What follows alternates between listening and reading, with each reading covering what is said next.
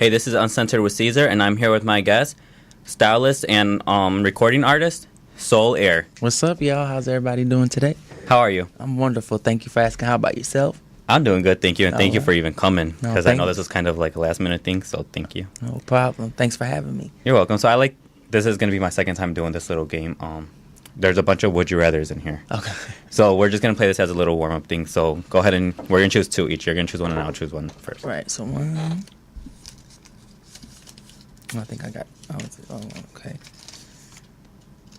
So, would you rather know when you will die or how you will die? Jeez. I would probably rather know how I'm going to die versus when. No. But you can't change how you can't prevent it though.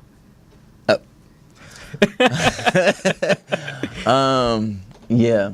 I still think I would rather know how versus knowing when. I think it would just be like, man, tomorrow I'm going to die, knowing that day versus just, I know that I'm going to die in my sleep, but not like the exact date. Okay. So I want to choose one right now. Okay. This jar is so little I can't even get my hand in there. Would you rather smell like eggs when you burp or have a green cloud appear when you fart? Oh.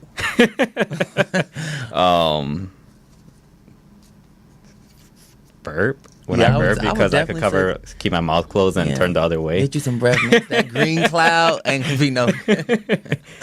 All right, so the last one. Yeah, last one, and then we'll get started with you. All right, let's see what we got. Would you rather never use social media site or never watch another movie or TV show? Shit, no, that's that is hard. I will say, just because I'm a Libra and I always know ways to get around things, I would say never watch a movie or TV show again because I can be on the internet and see those same things without watching TV. How are you going to beat your way around the question? Let me see. Would you rather smell like poop and not know it or constantly be smelling poop? Shit.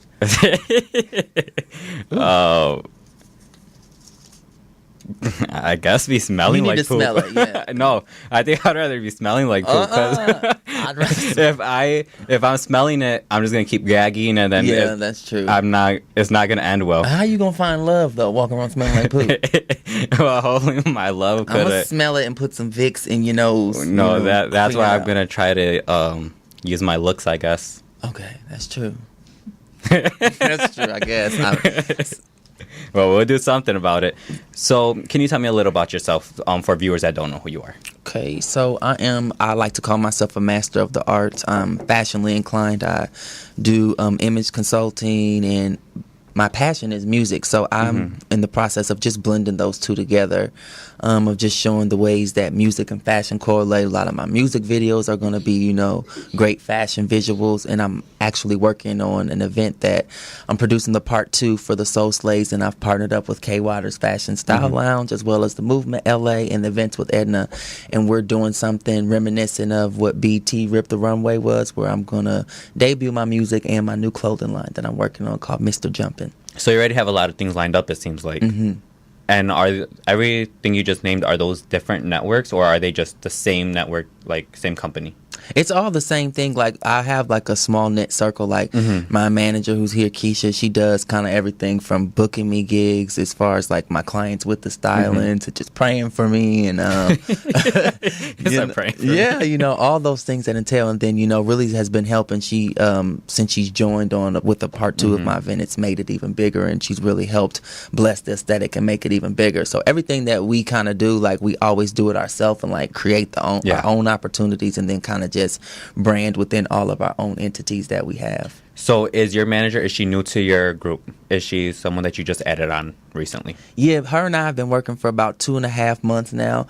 I've always known her, but we just took it to another level professionally. Okay. She has a style lounge and has, access to where there are different clients that hit her up directly, and she kind of consults stylists out to, go work for those. So it's just more like she's the brains behind it. She has the lounge, the clothes, and knows all the things like that, whereas I'm more so the creative, and she just keeps me organized. So do you feel better knowing that you have someone there to help you book things to where before you were booking everything yourself? I do, because not only is it better for me because I'm not the best with my time management, but also because a lot of the times being a creative, you can get so caught in the creative that you're not getting compensated with your worth. So having her, she really makes sure that I get paid, which is the most important thing. And you guys were friends before, right? Yeah. Do you believe in that saying, never mix business with pleasure? Does that scare you?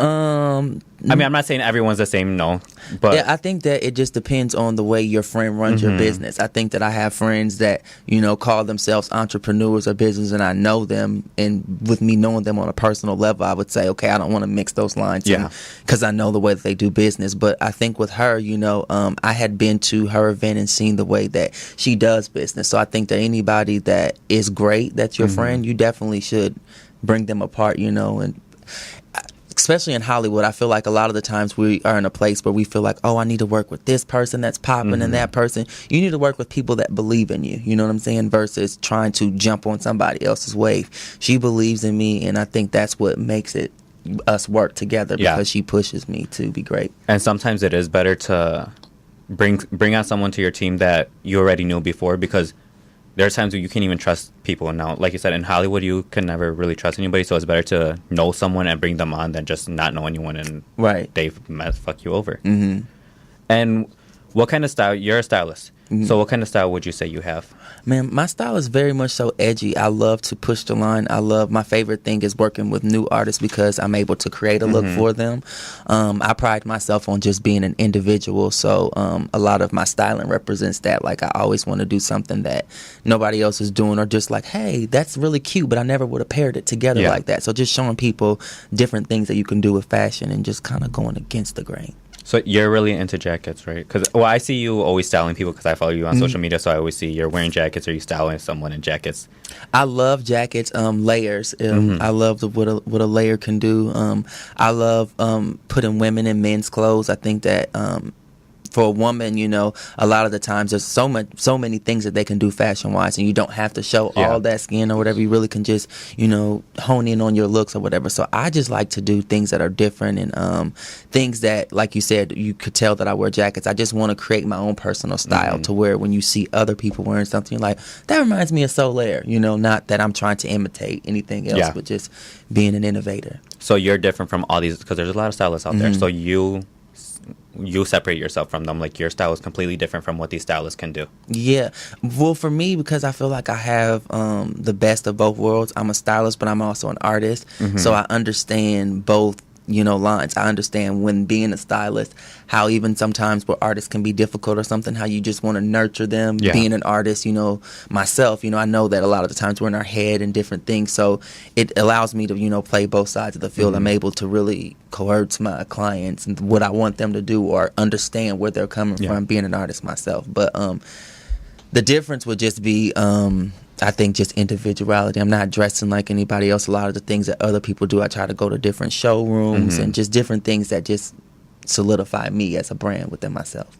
And you have a clothing line dropping soon, right? So what can we expect from it?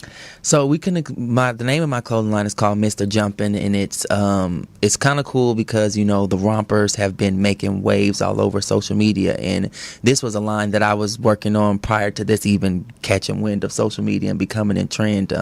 We just had it planned to drop in August, but they're all one pieces. I'm working on 4 different designs that I'm going to do, and just like the regular colors, it's going to be denim, white, black, and a tan. And it's for menswear, it's for the fashion forward man.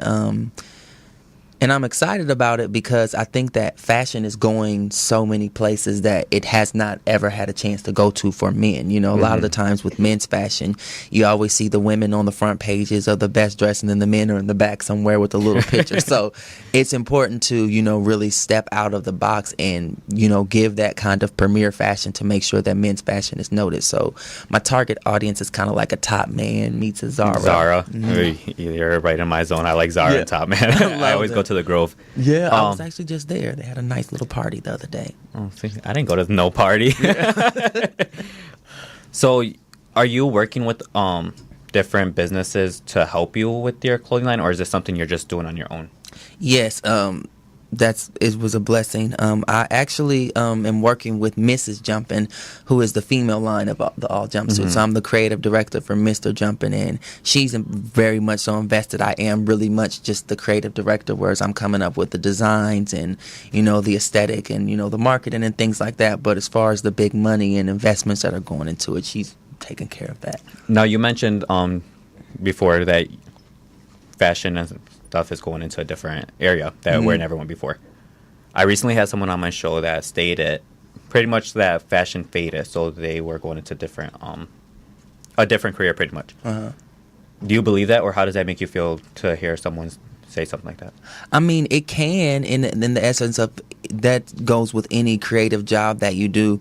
Being a stylist, you may get a job, you know, you might be working and getting gigs, and then you might go without work for 2 to 3 weeks before you get booked for something else. So it does, you know, teach you how to budget and things like that. For me, styling wasn't anything that I knew was ever a job coming from the Midwest. It wasn't until I moved to California that people were interested in my style. I'm like, oh, are you a stylist? Can you style me? So it wasn't anything that I went to school for, but it was a way to just create revenue and really pay for my dream, which is my music career. Like, it's not something that I'm looking to do long term, although I could see myself opening up like an image consultant agency where I hire stylists to come in and work, but it's not something that I'm looking to do for the rest of my life. Like, it's just an avenue to help support my dream. So for someone that's just doing styling by themselves, like they don't have nothing else, like you said, you could go 2 weeks or whatever without even a job. Do you make enough money to balance you through those 2 weeks or whatever time you don't have a job? Or it's like you have to be doing a side job while you're doing styling? Starting out, you might have to, just because it really just depends.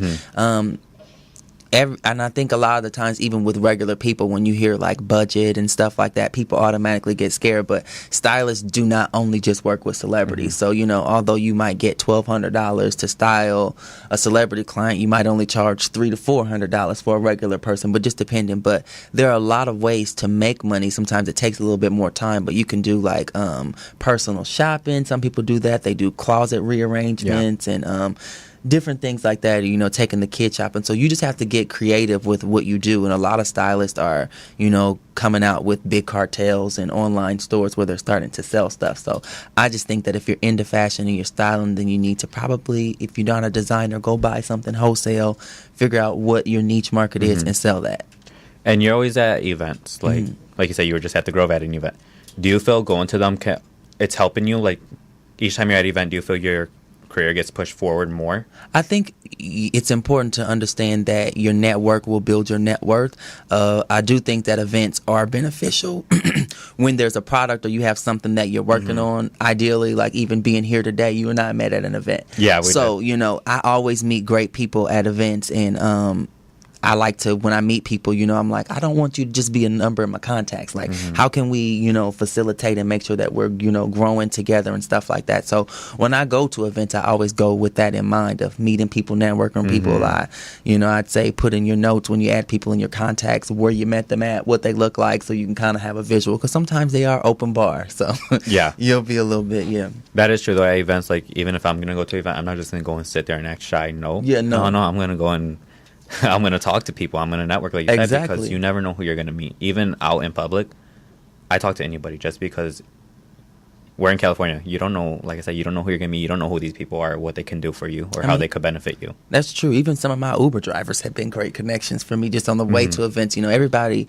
does something out here that you have to have multiple streams of income. A lot of people are doing 2 to 3 different types of jobs. So I love going out because, it keeps you inspired too. I think that anybody that's a creative, or if you are reaching for something, you need to be in the mix of what you want to do. If you're wanting to become a millionaire, then you need to kind of start aligning yourself with millionaires to just see the way that they move and how they do things like that. So I always just like to put myself in environments that I want to see myself having a lifestyle with. And speaking of Uber drivers, that's true, because my Uber, I was going somewhere in Hollywood, and then we were talking. He's like, "So what are you doing?" I told him how I work at K-Day, and he's like, "Oh yeah, I'm a music producer," and he's produced for Ariana Grande and all them. So it's true. You might think, "Oh, they're an Uber driver, they ain't doing nothing." No, don't think like that. Yeah, because he had me fooled when he told me that. And if you like had to choose one career, because like you said, you're doing music too. Mm-hmm. Which one would you go with? Music for sure, because to me, music is something that if I could pay my bills and not get paid to do it, I would do it, because that's how fulfilling it is. I know that there's a ministry for me in that realm, and I think, like I said, music and fashion coincide so much that I'd be able to do music videos and photo shoots and same thing to where it wouldn't really feel like I'm missing out on fashion. And eventually, by the grace of God, I'm hoping that that's where my career will take me, where I won't have as much time to be styling, because my music will kind of be going, and I'll just be styling myself and working on my own clothing line. And what kind of music, because you're dropping an EP soon. Tell me a little about that before I even go on to any more questions with it. So I did a single that last year called The Soul Awakening, and The Soul Awakening was the first part to the trilogy that I'm working on. And The Soul Awakening was really just my ascension process, me becoming more awake and learning things that are going on in the world, and just really seeing things for what they are. And I did that song in an unorthodox way. It was kind of like an Erykah Badu kind of vibe, where I never recorded the song digitally. Every time I do that song, it's more of like at a spoken word kind of thing, because that's kind of the vibe of it. So I wanted to give that feeling. But this particular project that we're working on, which is part 2, which is the Soul Evolution, it's to the trilogy. It's the Soul Awakening, then it's the Soul Evolution, then it's the Soul Revolution. And right now I'm at my evolution part, where I'm evolving as a man, as an individual, as a stylist, as a music artist. So I wanted to tackle that journey. It's much different than the Soul Awakening, which is a process of just becoming awoke. But this, with the evolution, I'm talking about the things that I'm seeing, the heartbreak that I've been through, the joys, and all those kind of things. And I'm super excited about it, because I have one of my mentors producing a mass majority of the project, which is B. Slade. I grew up in church, and he went by the name of Tone, and that was someone that really inspired me vocally. So it's really just a testament of God's grace and mercy to be able to be an adult and to be working with someone that I idolized and looked over, and him telling me that I'm dope and that he wants to be a part of the project. And where are you trying to go with your music? Like, what kind of music are you trying to put out? I like to call it alternative R&B. It's a little mix of everything. Like, I rap as well, so there's that hip hop fusion. Then of course there is that, I think, that connection that comes from gospel music, because that's where I started singing, and just recognizing that, especially being a singer, like when you really want to touch people, I always pray, God, give me that anointing to really sing and connect with people. So it's a big mixture, but more than anything, I just wanted to be transparent and really touch the hearts and souls of people. And do you already kind of have like a fan base in your music, or you're just kind of starting to grow one? A little bit of both. I moved here from St. Louis, Missouri, so I have a nice little following back home that really supports the things that I do. And here, I'm starting to get known more as an artist outside of my fashion, and the little shows that I've done. I've been able to connect with other artists who are really interested in my sound, and trying to expand on that. And what made you move to California? Was it for work? I went to Harris-Stowe State University, which is the only HBCU in St. Louis, Missouri, and I was majoring in criminal justice. Initially, I thought that I was going to open up like my own juvenile detention center and run that. So my major was in criminal justice with a minor in business. And after I did my first year, I just kind of felt still incomplete. Like, I was doing the music in St. Louis, still like going to the studio and being tired for class and stuff like that. And I, stressed the importance of education, but I think that it's different strokes for different folks. And for me, that wasn't necessarily the line of work that I wanted to do. So I was kind of not feeling fulfilled. So I moved out here just on a hope and a wing. I came out here with $60 to my name and was like, I'm going to be here. And we're like 5 years later. And you're still here. Yeah. And how did you survive with just that short amount of money? I was just hustling. Like, when I came, and that's the cool thing about LA. Like, it's a lot of things that you can do. Like, there's temp agencies and different work for hire things where you can go to work and get paid the same day. So Google is your best friend. I was on Craigslist finding little photo shoots and gigs to do. They would pay you $175, something like that, So we just made it stretch. But I had $60 left over, but like, I had enough where after I put my deposit down for my apartment and stuff like that. So I took care of the priorities and then just kind of budgeted. But you just have to learn the area. It's a lot of pros and cons to living here, but there are a lot of things that you can do to stay afloat. And do you write your own music, or do you have someone that writes it for you? Both. Generally, I write most of my own music just because I feel like in order for me to really connect with the song, it needs to be personal. But with this new process of working on the Soul Evolution, it's a place where I am evolving as a man, so I've been more open to working with new songwriters, where when I was working on the Soul Awakening, I didn't want to work with anybody on my publishing. And I think that sometimes as artists you can kind of cut yourself short, because a lot of times we're coming from a selfish place of, oh, I just want to do it all by myself, or I want all the publishing, and for me it was like, I want to be very hands-on and be involved, but if there are other people that are great that can come on and bless that aesthetic, I'm okay with having them come to make me a great album. And on a scale of 1 to 10, what would you rate your voice at? Well, a 10, of course. I mean, yeah. What artist do you want to work with? If an artist was wanting to work with you, who would you want the artist to be? Well, I'm speaking into the universe that I am going to be the first male artist signed to Parkwood ENT, which is with Beyonce. Sonically, I would love to probably work with somebody like, I love Kendrick Lamar, J. Cole. I like Dreezy. It's a lot of different artists that I really would want to collaborate with. Production-wise, I would say like my dream is coming true with being able to work with B. Slade. I'd love to work with Ryan Leslie. The Neptunes are really dope. I think Pharrell's amazing too. So you're working with already people that have their name out there in the industry. B. Slade has done a lot. He just did some things for Faith Evans' most recent album. I know that he's getting ready to work with Brandy. He just wrapped up Tisha Campbell Martin's album. So he's really respected. Anybody that's a singer, and you started in the church, like everybody knows him. When I go to his shows, I see all the church people, like little singers and stuff like that. So you're already off to a good start then. Yeah, God is good. And how did you get into the industry? Like, what gave you your start? Well, initially, when I first moved out here, I came out here and I started interning for this blog by the name of CarltonJordan.com. And Carlton was known for his work working with E! News. He was called the Blackarazzi, the Black Paparazzi. So once he stopped working at E!, he started his own company and working on a blog. So I was his executive assistant. I was interning for a month.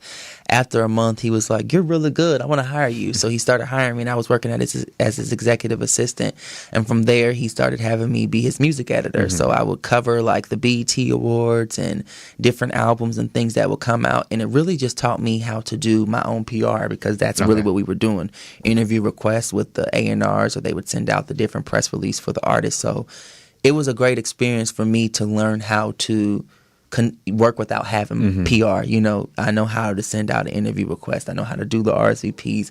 A lot of the invites, my email is already in the system because of working with him. So I would recommend anybody that is an up-and-coming artist or a fashion stylist. If you're doing fashion, intern for some type of boutique or a style house to get that. If you're doing music, learn the business. Maybe studios and all those things are okay too, but like a blog or a record label, somewhere where you can be hands-on and people that are going to eventually be working for you, you can know what their job entails. And how long does it, like, you're not done making your clothing line or your EP, right? So how long has it taken you so far to even get to where, like this day, where you're at with it? My music has been a lifelong process, I would say. It's all my life, and I started to tell myself, I don't live life, I write about it. So I think that my music will be a process till the day that I die. I'll always, live and write the words. The fashion, I always knew that I wanted a line, but it really didn't take that long. I really was blessed because it wasn't something that I really was seeking out to do at that time. I was just really reached out by the owner of the Miss Jumpin', and she was like, I love your style and I want you to be the face of Mr. Jumpin' and create a design for us. So it was really just the grace of God. It wasn't like a long blood, sweat, and tears to get that. Well, they always say it takes time to even do anything. Like, it's not going to happen overnight. Oh yeah, now definitely the full process, like we're nowhere not done being the line. I'm sure that the stress will probably come this upcoming week as we start to work with the products and the samples and stuff like that, because we have a deadline to have it done by August. So that's when it'll start. Like, usually when you are working on the fashion line, you'll have your sample pattern. You'll see if you like that. Once that's made, then they'll make the original piece, but you have to get the sample done first. So it's really coming out with the designs. Like, some of the designs that I want when they're made, I don't know if they're going to actually look the same way because it's different material and stuff like that. So it's kind of just a trial and error. Like with this being my first line, I'll learn a lot of things this upcoming week as we start to do the samples. And do you do your own sketches for your clothing line, or? No. So what role do you play in it? So with the creative director, I don't know how to draw. Otherwise, I would do my own sketches. But I work the hands-on with the sketch artist. So like when I work on it, it's like usually me, it's the owner, it's the sketch designer, and then the pattern maker. So we all kind of talk, and what I usually do is just come up with visuals. So it's like I'll be like, I like this lapel on this with that thing. Can you make that? Oh, can we cut the legs and make a caprice? So then they're able to kind of see what I'm saying and draw it out for me. So how, like, when you're styling someone, do you normally give someone like a budget before you even work with them? Like, you have to be willing to spend this much and then I'll work with you. Or it's just like you work with what they're able to spend? A little bit of both. Now, if you come to me with $50, I ain't gonna be able to work with you. But yeah, it really depends because you work with people who have bigger budgets. And see, really, people, I think that it's like the bigger the budget, I think it's just more of the accessibility that you have to maybe bigger designers. You know, it's like if you have a $200 budget, you can't expect to be wearing Gucci, you know? So it's kind of like, it's really just depends. The budget really just helps to decide what kind of clothes we're going to put you in. Are you going to be in high fashion designer labels? Am I going to get you in some, regular stuff from the style house? But everything is still, I don't really believe in like, the designer makes you or your look. You know what I'm saying? I wear a lot of pieces that are not name brand at all, whatever. It's just about what looks good. But yeah, the budget just really depends on what access you'll have. What you're looking for. And like, who was the biggest person that you worked with? The biggest person that I worked with? Who was that, Keisha? The biggest person.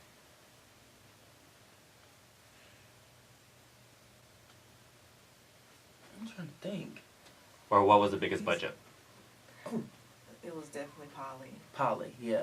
Polly A just this new. She wrote J. Cole's "Crooked Smile," the song that he did with TLC, and she's working on a new album. She signed with Interscope, and they have a nice little budget. Oh, that's what. It's just a nice little budget. And when you're working on your clothing line and stuff, do you have someone that's like helping invest with money, or is it just money? Hey, I have this money, let me throw it in. Like, do you have people investing from different places? Me personally, I don't know because I don't invest. I don't necessarily per se invest the money. Yeah. So I don't know exactly where that it's coming from, but I know that I'm pretty sure that it's probably from the designer, Miss Jumpin', who, because I'm doing the menswear line, to where I'm doing the more of the creative direction for the menswear line. So I know that she has investors, but that isn't something that we've went into full detail with. Yeah. She's not asking me for any, money. It's just more so of me promoting the line, and being hands-on with the design, So I enjoy experiences like that because it lets me know that I'm doing the right thing where people are respecting my work and my eye for fashion. So that's more so of what it was it's just like, I really like your style of fashion, and I think that you and I could do something great together. So I want to bring you a part of what I already have and kind of do that. Where do you want to take this? Where do you want everything that you're doing eventually to go to? I admire and respect Beyonce so much just because I feel like she's bigger than music. She's a brand, and that's what I see for myself. Like, I am going to be, just a mogul in a sense that, I want to be just bigger than music. I want to be, have endorsement deals. I want to, be into real estate, to opening up restaurants, hair salons, and different things like that. So I just want to use, whatever platform that God gives me to be able to open up different endeavors and stuff like that. And where can the viewers find you? Instagram, all my social media handles are @_Soulaire. My YouTube page is The Soulaire Show, and my SoundCloud is Soulaire. And then what would you tell viewers that are trying to do music or styling or anything? What advice would you give? I would just say believe in yourself. It's anything that you generally want to do. There's always going to be challenges and stumbling blocks in the road, but it's just consistency. and then, making a way for your gifts. So that might mean, if you're wanting to be a stylist, then you probably should go to different fashion mixers and different things. Put yourself in the realm of what you want to do, So we're blessed being in Hollywood already to, have a lot of access to different things that the other people of the world don't have. So it's really just taking advantage of those opportunities. There's some days that I'm tired and I'm like, man, I really don't feel like going to this event. And my friends are like, just don't go. And I'm like, I have to go, So it's those kind of things. Like, it's not a lot of time to be tired when there's places that you're trying to go in your life. You sometimes just got to bite the bullet and get up and do it. That's true. And if you guys haven't subscribed to my channel yet, I do upload every Monday, so make sure you guys subscribe. And then you guys can follow me on Instagram at I'm Cesar Guerrero to keep more updated with me. And that is all we have for today. So thank you so much for even coming. Thank you for having me. No, thank you for coming. And thank you guys for watching. Yes.